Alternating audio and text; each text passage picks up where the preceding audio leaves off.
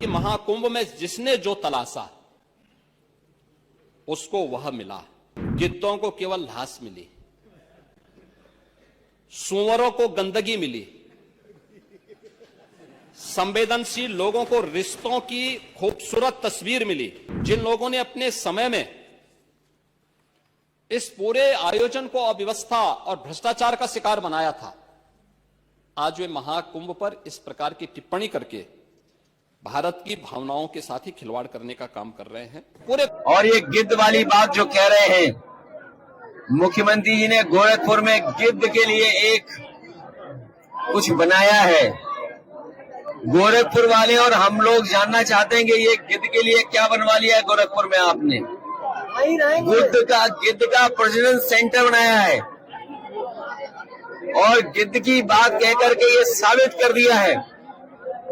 और आखिरकार गिद्ध को कह करके किसको अपमानित कर रहे थे? क्या उनके परिवार के लोगों को, जो अपने परिवार के सदस्यों को ढूंढ रहे थे? एक बेटी अपनी माँ को ढूंढ रही थी, भाई भाई को ढूंढ रहा था, लोग आकर के अपने घर वालों को ढूंढ रहे थे जो अभी तक नहीं मिले हैं। क्या ढूंढने वालों को सरकार गिद्ध बोल रही थी?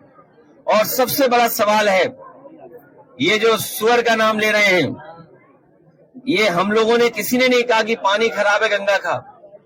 सेंट्रल पॉल्यूशन बोर्ड ने कहा है कि ये गंगा का पानी खराब है। गंगा का पानी नहाने लायक भी नहीं है, आचमन तो भूल जाइए। तो सोचिए सरकार किसको कह रही थी। मुझे तो लगता है ये दिल्ली और लखनऊ के झगड़े में एक दूसरे को गाली दे रहे हैं।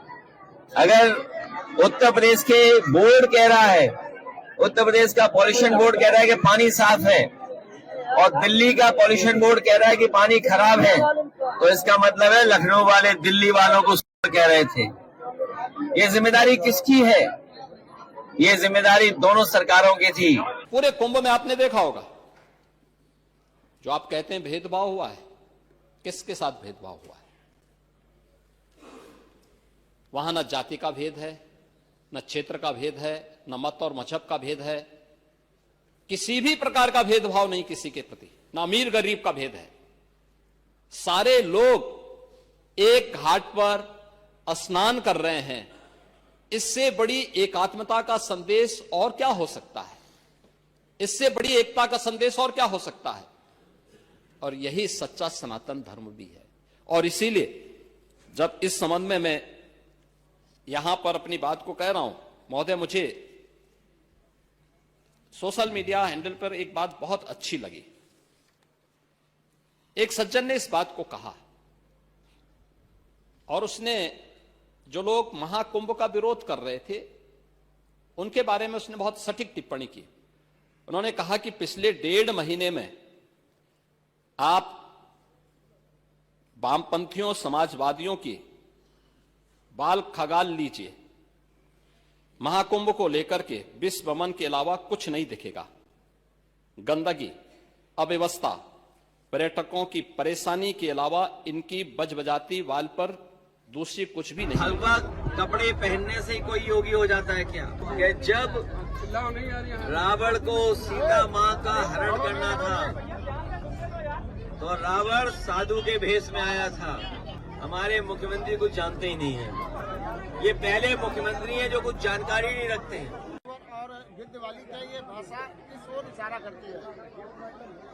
क्या हलवा कपड़े पहनने से ही कोई योगी हो जाता है क्या? और हमारे भारत के लोग और खासकर गांव के लोग रामायण को जानते हैं, देखते हैं रामायण को। वो ये भी जानते हैं कि सीता माँ का अपहरण जब हुआ था तो रावण भी साधु के भेष में आया था। ये जन जन जानता है, पूरा प्रदेश देश जानता है। जितने लोग सनातनी लोग हैं वो जानते हैं, हिंदू समाज के लोग जानते हैं, जो है कि जब रावण को सीता माँ का हरण करना था तो रावण साधु के भेष में आया था। इसलिए हमें और आपको सबको बहुत सावधान रहना पड़ेगा ऐसे लोगों से जिनका व्यवहार, भाषा बहुत खराब हो गई है, अनडेमोक्रेटिक लैंग्वेज बोल रहे हैं, जो कह रहे हैं कि सोशलिज्म समाजवादी जानते ही नहीं है। ये एम्बुलेंस का काम समाजवादी मतलब सबका साथ, समाजवादी मतलब सबको सम्मान, समाजवादी मतलब सबको साथ लेकर चलने का है। हमारे मुख्यमंत्री को जानते ही नहीं है। सज्जनता मिली, गरीबों को रोजगार मिला, अमीरों को धंधा मिला, श्रद्धालुओं को साफ सुथरी व्यवस्था मिली, पर्यटकों को अव्यवस्था मिली, सद्भावना वाले लोगों को जाति रहित व्यवस्था मिली, भक्तों को भगवान मिले। मतलब सबने अपने स्वभाव और चरित्र के अनुसार चीजों को देखा है। एक ही घाट पर सभी जाति वर्ग के तीर्थयात्री स्नानार्थी बिना किसी भेदभाव के नहाते रहे। सनातन की सुंदरता आखिर समाजवादी और वामपंथियों को कैसे नजर आएगी? लेकिन